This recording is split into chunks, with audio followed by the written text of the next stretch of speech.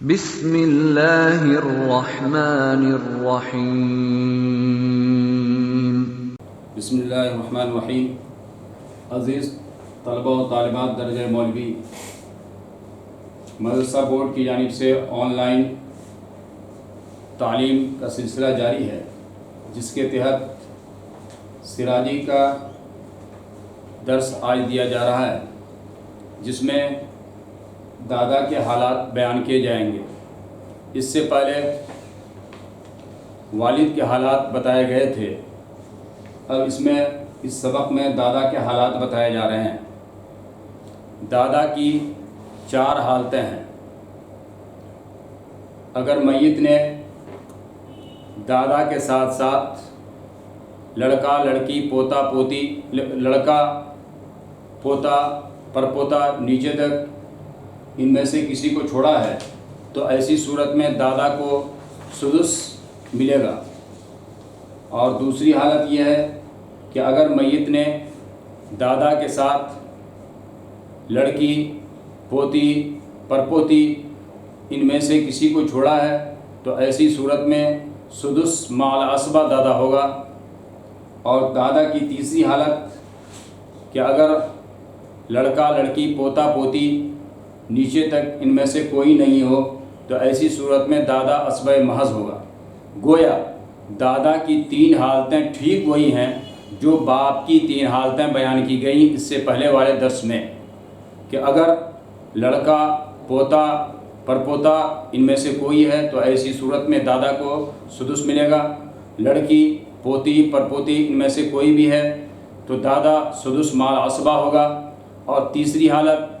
کہ لڑکا لڑکی پوتا پوتی ان میں سے کوئی بھی نہیں ہے تو ایسی صورت میں دادا عصبہ محض ہوگا۔ اور دادا کی چوتھی حالت یہ ہے کہ میت نے دادا کے ساتھ باپ کو بھی چھوڑا ہے تو باپ کی وجہ سے دادا محروم ہو جائے گا۔ اب آپ عبارت ملائیے، والجد الصحیح کالابی، جد صحیح باپ کی طرح ہے، یعنی جد صحیح میں دادا پردادا اوپر تک ہوا تو وہ باپ کی طرح ہے، یعنی جس طریقے سے باپ کے حالات بتائے گئے ہیں وہ ٹھیک وہی 3 حالات دادا کے بھی ہیں۔ اور آگے پھر صاحب کتاب بتائیں گے کہ دادا باپ کی وجہ سے محروم ہو جاتا ہے، اس لیے دادا کی وہ چوتھی حالتیں ہوئی۔ اب آگے صاحب کتاب فرماتے ہیں الا فی 4 مسائل، کہ جد صحیح باپ کی طرح ہے مگر 4 مسئلے میں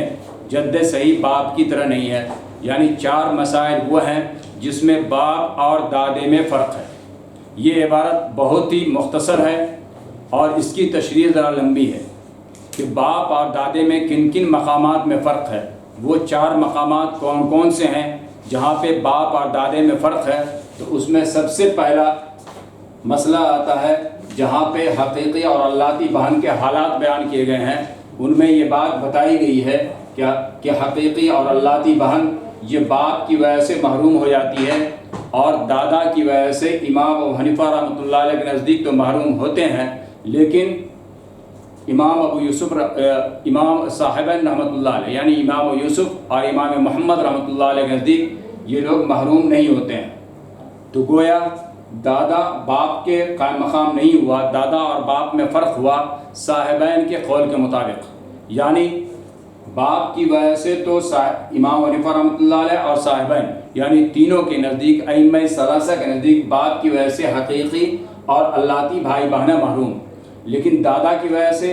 امام حنیفہ رحمۃ اللہ علیہ کے نزدیک تو محروم ہے، صاحبین کے نزدیک محروم نہیں ہے۔ تو یہ اختلاف باپ اور دادے میں جو فرق ہوا یہ صاحبین کے قول کے مطابق ہوا کہ باپ کی وجہ سے حقیقی اللتی بھائی بہن محروم اور دادا کی وجہ سے حقیقی اور اللتی بھائی بہن محروم نہیں ہوئے۔ تو یہ اختلاف اور یہ فرق صاحبین کے قول کے مطابق ہوا۔ دوسری وہ جگہ جہاں باپ اور دادے میں فرق ہے وہ جگہ ہے جہاں ماں کے احوال بتائے گئے ہیں۔ ماں کے احوال میں ایک بات یہ بتائی گئی ہے کہ شوہر ماں اور باپ ہو تو ایسی صورت میں ماں کو ثلث ما بقیہ ملے گا، ایسی صورت میں ماں کو ثلث ما بقیہ ملے گا۔ اگر باپ کی جگہ پہ دادا ہو جائے تو پھر ایسی صورت میں طرفین رحمہ اللہ کے نزدیک ثلث الکل، طرفین سے مراد حضرت امام ابو حنیفہ رحمۃ اللہ علیہ اور امام محمد رحمۃ اللہ علیہ کہ طرفین رحمۃ اللہ علیہ کے نزدیک اگر باپ کی جگہ پہ دادا ہو جائے تو ماں کو ثلث الکل ملے گا، یعنی پورے مال کا 1/3 ملے گا، اور امام یوسف رحمۃ اللہ علیہ کے نزدیک ثلث ما بقیہ ملے گا۔ گویا امام یوسف رحمۃ اللہ علیہ کے نزدیک شوہر ماں باپ ہو یا شوہر ماں اور دادا ہو، دونوں صورتوں میں ماں کو ثلث ما بقیہ ملے گا، اور طرفین رحمۃ اللہ علیہ کے نزدیک اگر شوہر ماں اور باپ ہو تو ایسی صورت میں ماں کو ثلث ما بقیہ ملے گا، اور اگر اسی باپ کی جگہ پہ دادا ہو جائے تو ایسی صورت میں ماں کو ثلث الکل ملتا ہے۔ گویا یہاں پہ جو باپ اور دادے میں فرق ہے وہ طرفین رحمۃ اللہ علیہ کے قول کے مطابق، یعنی امام ابو حنیفہ اور امام محمد رحمہ اللہ کے قول کے مطابق یہ فرق ہوا۔ اب تیسری فرق کی جگہ کہ دادی، جہاں دادی کے احوال بتائے گئے ہیں وہاں یہ ہے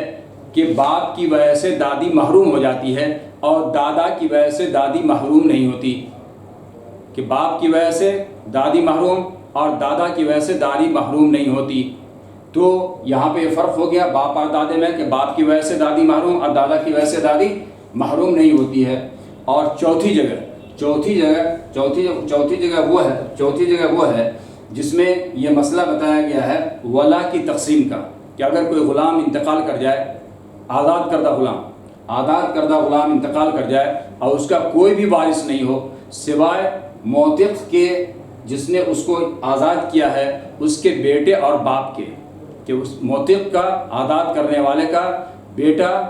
اور باپ موجود ہے، تو پھر ایسی صورت میں اس کا ولا، یعنی وہ آزاد کردہ غلام جو چیز چھوڑ کے گیا اس کو ولا بولا جاتا ہے، وہ ولا ان کے درمیان کس طرح تقسیم ہوگا۔ تو اس میں یہ کہہ رہے ہیں کہ امام ابو یوسف رحمۃ اللہ علیہ فرماتے ہیں کہ سدس ولا، اگر موتق کے باپ اور بیٹے کو چھوڑا ہے تو ایسی صورت میں سدس ولا باپ کو ملے گا اور بقیہ اس کے بیٹے کو مل جائے گا۔ لیکن طرفین رحمۃ اللہ علیہ کہتے ہیں کہ باپ اور بیٹے کو چھوڑا ہے، موتق کے باپ اور بیٹے کو چھوڑا ہے، تو طرفین رحمۃ اللہ علیہ کے نزدیک یعنی امام ابو حنیفہ اور امام محمد رحمۃ اللہ علیہ کے نزدیک کل کا کل ولا مل جائے گا، بیٹے کو، باپ کو کچھ بھی ولا نہیں ملے گا۔ اور اسی باپ کی جگہ پہ اگر دادا ہو جائے تو ایسی صورت میں ائمہ ثلاثہ یہ فرماتے ہیں، یعنی امام ابو حنیفہ رحمۃ اللہ علیہ، امام یوسف رحمۃ اللہ علیہ اور امام محمد رحمۃ اللہ علیہ، گویا تینوں کا اتفاق اس بات پر ہے کہ اگر بیٹا اور دادا ہو تو ایسی صورت میں کل کا کل والا مل جائے گا بیٹے کو، اور دادا کو کچھ بھی نہیں ملے گا۔ گویا اس مسئلے میں یہاں پر فرق اس طریقے سے ہے کہ امام ابو یوسف رحمۃ اللہ علیہ کے قول کے مطابق فرق ہے کہ امام یوسف رحمۃ اللہ علیہ نے نزدیک یہ ہے کہ بیٹا اور باپ ہو تو باپ کو سدس ولا ملتا ہے، اور اسی باپ کی جگہ پہ اگر دادا ہو جائے تو دادا کو کچھ بھی ولا نہیں ملتا ہے۔ تو گویا باپ اور دادے میں فرق امام یوسف رحمۃ اللہ علیہ کے قول کے مطابق ہوا۔ صاحب کتاب نے بہت ہی مختصر عبارت لائی ہے، الا فی اربع مسائل، مگر 4 مسئلے وہ ہیں جن میں باپ اور دادے کے درمیان فرق ہے، اس کو واضح طور پر بلیک بورڈ پر لکھ بھی دیا گیا ہے، اور اس کو میں نے بتا دیا۔ عزیز طلبہ، آپ نے اس کو اچھی طرح سماعت کیا ہوگا اور آپ سمجھ گئے ہوں گے کہ وہ 4 مسائل کیا کیا ہیں۔ وَسَنَذْكُرُهَا فِي مَوَاضِعِهَا انشاءاللہ، اور عن قریب ہم اس کو ذکر کریں گے ان کی جگہوں پہ انشاءاللہ، جیسے کہ میں نے بتایا کہ حقیقی اور اللتی بھائی بہنوں کے جہاں حالات بیان کیے گئے ہیں وہاں پہلی حالت ہے، جہاں ماں کے احوال بتائے گئے ہیں وہاں دوسری جگہ ہے، جہاں باپ اور دادا میں فرق ہے، جہاں دادی کے احوال بتائے گئے ہیں وہاں یہ بتایا گیا ہے کہ باپ کی وجہ سے دادی محروم ہو جاتی ہے، دادا کی وجہ سے دادی محروم نہیں ہوتی۔ اور پھر جہاں آزاد کردہ غلام کے ولا کے تقسیم کی بات آئی ہے وہاں پر چوتھے مسئلے کو ذکر کیا گیا ہے۔ تو اس مسئلے کو عزیز طلبہ آپ اپنے ذہن و دماغ میں بالکل پیوست کر لیں اور ذہن نشی کر لیں۔ آگے پھر چوتھی حالت کہ دادے کی 3 حالتیں تو کہہ دیا کہ والجد الصحیح کلابے، کہ جد صحیح باپ کی طرح ہے، تو گویا کہ 3 احوال جو باپ کے ہیں وہی 3 احوال دادا کے بھی ہوئے۔ آگے پھر چوتھی حالت بتا رہے ہیں وَيَسْقُطُ الْجَدُّ بِالْأَبِ، کہ دادا ساقط ہو جاتا ہے باپ کی وجہ سے۔ کیوں؟ اس لیے کہ اس کی وجہ بتا رہے ہیں لِأَنَّ الْأَبَ أَصْلٌ فِي قَرَابَةِ الْجَدِّ إِلَى الْمَيِّتِ، اس لیے کہ باپ دادے کے رشتہ جوڑنے میں میت کی جانب اصل ہے، یعنی میت کا رشتہ جب ہم جوڑیں گے دادا سے تو درمیان میں باپ کا واسطہ آتا ہے، اسی کے واسطے سے دادا تک ہم پہنچتے ہیں۔ تو ایسی صورت میں جب باپ موجود ہے تو باپ جو قریب کا ہے جب یہ موجود ہے تو دادا جو دور کا ہے اس کو حصہ نہیں ملے گا، اس لیے باپ کی وجہ سے دادا محروم ہو جائے گا۔ اب آگے بتا رہے ہیں کہ والجد الصحیح، جس میں یہ کہا گیا والجد الصحیح کل ابی، کہ جد صحیح باپ کی طرح ہے، تو اب جد صحیح کس کو کہتے ہیں؟ والجد الصحیح هو الذي لا تدخل في نسبته الى الميت ام، کہ جد صحیح وہ ہے کہ جب اس کی نسبت میت کی طرف کی جائے تو درمیان میں کسی خاتون کا واسطہ نہ ہو، یعنی درمیان میں کوئی خاتون حائل نہ ہو۔ اور اس کی مثال کیا؟ جیسے دادا،